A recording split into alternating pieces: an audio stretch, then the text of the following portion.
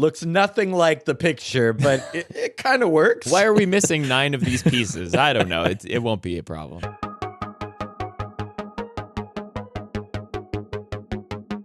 Well, hello, everyone, and welcome to the Bible Geeks podcast. I'm Brian Sheely. I'm Ryan Choi. And thanks so much, everyone, for tuning in. Welcome back here to the Winter Watch Party. Together, we are gathered around this virtual fire and breaking down The Chosen, episode 3 of season 2. The title of this one is Matthew 4:24, not to be confused with the actual passage, but it is, yes, the title. If you're a TV nerd, though, you know what this episode really is. It's a bottle episode. It is a bottle episode, so there's no set changes, there's no big travel montages, there's just 12 people sitting around a campfire arguing about food and politics and the Messiah, and it's kind of like the Breakfast Club, but with swords and sandals. Yeah, so this is a risky move for a TV show to have an episode where basically nothing happens. So this might be one of the most important episodes of the season for understanding who these people really are. And so grab a marshmallow, pull up a log, and let's get into the episode. The Breakfast Club with swords and sandals. Okay, so for those who don't know what a bottle episode is, this is a familiar kind of tactic, I suppose, if you're like into film and television and like you're really focused on like the behind the scenes kind of stuff. A bottle episode is when they kind of focus on one location and they basically do the production of the show as cheaply as possible by not like traveling or having like B-roll or any of these other different locations that they're going to. So this episode, season 2, episode 3, called confusingly Matthew 4:24, not confusing at all, is actually a bottle episode where basically they just stay in the same place the entire time and don't go anywhere. So it's a lot of character development.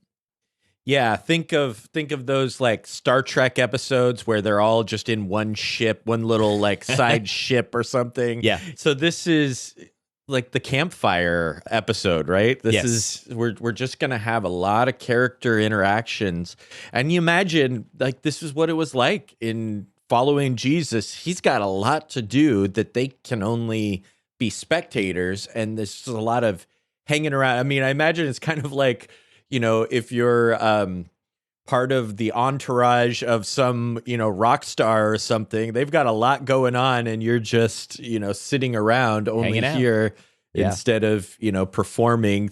Jesus is like transforming lives. Well, it's amazing here in this episode. We'll get into it, but how Jesus is doing some work, but we're not actually following Jesus. And again, we mentioned this in all of our discussions, I think in season 1 of The Chosen, how this is about The Chosen, right? This is about the disciples. This is not as much about Jesus, although it is. And so we'll get into that here maybe in just a minute, but let's do a vibe check to start this thing out again. On a scale from 1 to 5 loaves and fishes, Ryan, what would you give this particular episode? I don't want to put it, I don't want to put any of these like they're bad. This was good and had good moments, but I'm going to give it a 2.5. A little slower, I didn't have as many really powerful moments. There were some, and it was cool. Like, I'm glad it's in there. Yeah. But as far as like highlights and lowlights of the series, like big moments, I'm going to go 2.5. What about you? Yeah, well, I gave the first episode in this season a 3. I think I'm going to give this one also a 2. Just drop it 1 because it's slow. But I mean, I really think this is great for character development. And so the conversations they're having, the difficulties that they're working through. I mean, the fact that like you almost are expecting a fist fight between a few of the disciples, like Peter and Matthew and some other people. It's like, really want to see some stuff happen here in these conversations. But yeah, not going to be the one I would recommend to like a first time The Chosen watcher. This is kind of a deeper cut, maybe a B-side that I would give to somebody after they were more familiar with these people. Yeah, I think like my biggest complaint is not the lack of, new scenes or big drama. It's that didn't feel like I really learned a lot new about each character. Okay. You know, it's a lot of rehashed. Like, we already knew that Peter and Matthew have this conflict, and we Yes. already see a lot of these things. You got a little deeper into some of the side characters, like I said, learning a little bit. I think I brought this up on a previous episode, learning more about James. I think this is where we really start to see that Big James is a really serious Torah student. Yeah. Some of those kinds of things, but not a lot of new revelations. And you can have a simple scene or a simple location where a lot of big character development stuff happens. So that was my complaint. The good thing is, like, sometimes you just want to hang out with characters you are interested in, and these are cool people to sit around and be with around a campfire. Well, we've been, for all the episodes in season 1 and then now into 3 episodes in season 2, this may be the right time for an episode like this where you just kind of take the foot off the gas a little bit. And like you say, I think for these people in real life, this would have been reality. This would have been what it was like. And how did they deal with these moments of quiet? So I appreciate this. Let's move into a little bit of a game here. I kind of view these, these moments of getting to know these characters and these people as like trying to build a team. And that's really what Jesus is doing here with these disciples. He's building his close connections between all of these people. And I just wonder, like, with all the dysfunction that you can see happening within the group, what would you think about pairing up? Like, who would be the worst pair for some of the scenarios I want to go through here? So let me ask you this question. You're putting together some IKEA furniture, all right? And you want them to work together to build the most structurally sound piece of furniture. Who are the 2 people you're going to pick to do the worst job of that? I just said it, Matthew and Peter. Yeah, at this point. Yeah. Peter's kind of impulsive. He thinks he knows. Matthew also thinks he knows. Neither one great collaborators. No, really. Yeah. So that's my pick. What's your pair? No, it's definitely Peter and Matthew. But I cannot help but think about Matthew just like analyzing the manual and over micro analyzing the manual, because dude, that's me. Like, that is exactly how I am. I would be the Peter in this scenario. Like, guys, just totally don't even worry about the instructions. I think I got it. We Yeah. So Peter would be the guy who's like just hammering the screws into place, just not even caring what the thing says. And Matthew's like questioning everything for sure. Looks nothing like the picture, but it kind of works. Why are we missing 9 of these pieces? I don't know. It won't be a problem. But okay, so scenario number 2 here. Pick a team who are going to plan a surprise birthday party. They've got to, find one of the other disciples to surprise with a party. Who are you not going to pick to do that job? So this is, again, a bad team. A bad pairing, A bad pairing for that. Yep. Okay. A surprise birthday party. I'm going to go Thomas and Matthew at this point. Ooh. Because I feel like those are the 2 that are not the festive, even though Thomas was, he was running parties. Yeah. I feel like they're going to overthink it. They're going to be, it's not going to be about, just the fun of the celebration. They're going to have, a lot of technical. Well, I think we need 77 cups of this, and we need, that kind of thing. So Matthew is on like the hardcore, I got to have things in a certain way, kind of overthinking it maybe.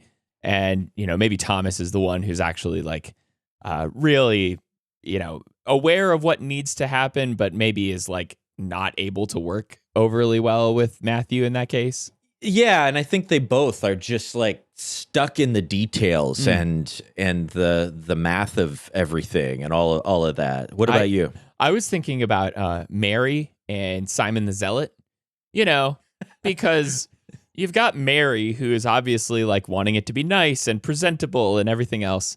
And then you've got Simon the Zealot, who's like always watching the perimeter for assassins, like probably is not going to be overly focused on a birthday celebration. He seems to be a real intense dude most of the time. And that's a little bit of a spoiler, right? I mean, hopefully people have watched this, but he's not in this yet, but he's about to show up. Yeah. So yeah, I like that. I like that pick. Okay. Simon would not mesh well with several of these people. Also true. Yes. Yeah. There's some people who used to work for Romans among them. Yeah. That might not go well. We'll get to that point for sure. All right. Then we've got running a 3-legged race. Who do you think would be terrible as a duo running a 3-legged race? I'm going to say Big James and Little James the Less. All right. You got mismatched sizes there. What about you? That's the only correct answer for this. Size differences aside is probably the biggest difficulty, I think, there. So just a silly little exercise. I think all these guys and these ladies here in this disciple group, they're struggling, and some of them get along really well. Some of them don't. They've got, interpersonal relationships and conflicts that are going on. And, we're not quite there, like you said, in the whole story, but I want to think about Simon the Zealot and like pull him in here as a conversation piece. How does Simon the Zealot and Matthew, as like disciples under Jesus in Jesus camp, how do these guys get along? Because I don't know. Matthew seems to have problems with a lot of people, but in real life, like in the actual story of who, Matthew was in the Bible and Simon the Zealot was as followers of Jesus, these guys on paper should not get along at all. Yeah, I mean, it definitely speaks to the transformation and the transcendence of what they're doing above their formerly held politics. Now, both of them have to change who they are in order to follow Jesus. They both have to not only change themselves, but here's the hard part. They have to start to see each other as changed. And we kind of see that start to show up in this season with Matthew, especially. Philip tells Matthew, whenever people start to see you as you were, you have to remind them, this is how the world sees us, is based on our past. But that's not who we are anymore. And I think there's really a lot to that. Adrian and I talk about that with each other a lot, that I used to be A, but now I'm B. But you have a file somewhere filed away in your filing cabinet of Ryan that Ryan is A. But I'm not that guy anymore. I'm a different person. So, you can see me differently. And likewise with her, with other people in the church, we need to learn to not only see the transformation, but also give each other the benefit of the doubt. Love hopes all things, believes all things. I appreciate that, because I think we all have files for each other. And sometimes we hold up those files as like the key difference between us and the stumbling block that we refuse to get over in establishing unity. And I think an episode like this and a thought process like this really does highlight for me the idea of unity, because it's not about us all being the same, which is what I think we want unity to be, right?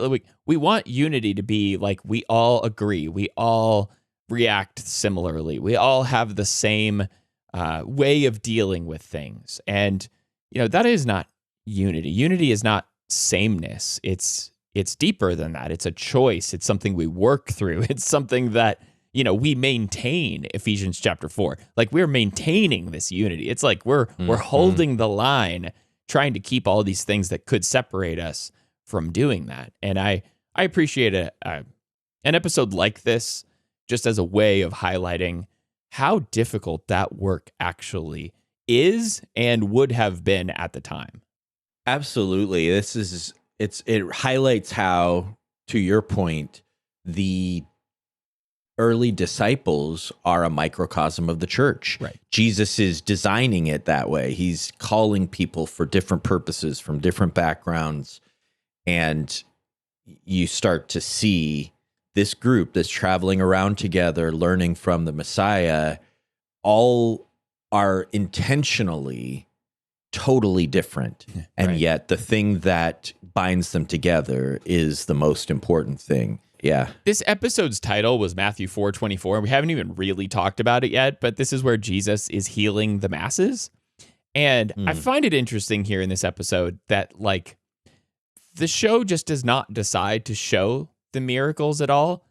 It's like really intentional. Like, you should not know what is actually happening here in the episode. You just see the results of it. You hear people in it from the distance, or like, you know, you see what's going on, but not directly. And like, why do you think this episode decides to make a choice like that, to not show the specifics of the miracles, but instead to focus on kind of what's going on behind the scenes?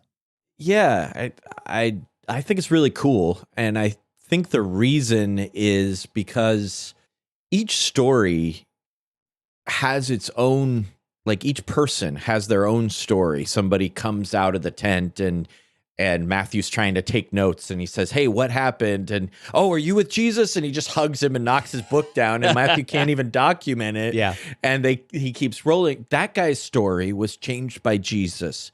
Your story was changed by Jesus. People I don't know, their story was changed by Jesus. And, you know, here we are not involved in everybody else's story. And so in some way, you're always on the outside of some of what Jesus is doing. And that's part of the story of these disciples and of what's happening around Jesus, is that he is involved in so much. He's spending himself, you know, he's about to collapse at the end. That's probably the most moving part of the whole episode, because he is just so at work in people. And here are these people that are, you know, that are also changed by Jesus, but they're in the aftermath of their conversion experience, trying to figure out what it means to follow him and to be unified, like you said. And I think that they're trying to, at the end, they each get a lens, a new refreshed lens into what this is all about. When they see what Jesus is doing for others, it kind of minimizes all of the differences and helps them put their own story into context. Yeah. I think there's something like that going on here. It's just, how does Jesus work with other people outside of our frame of reference start to change us as we know what he's about? I think if you were to focus so much on the miracles and what's going on, it would really highlight probably the wrong message from what this episode is trying to get to.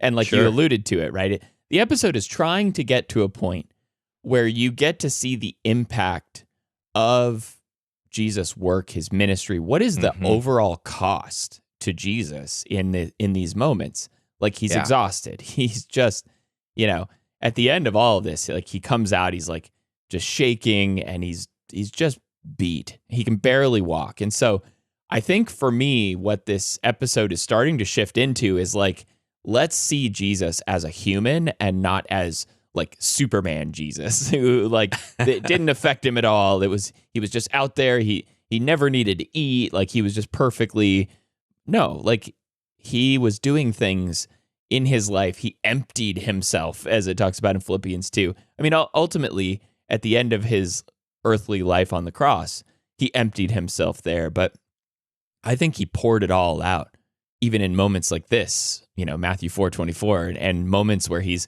dealing with people. He gave it all to them. And I can just imagine at the end of days like this, Jesus having this reaction. And I think that's what this whole episode is building to.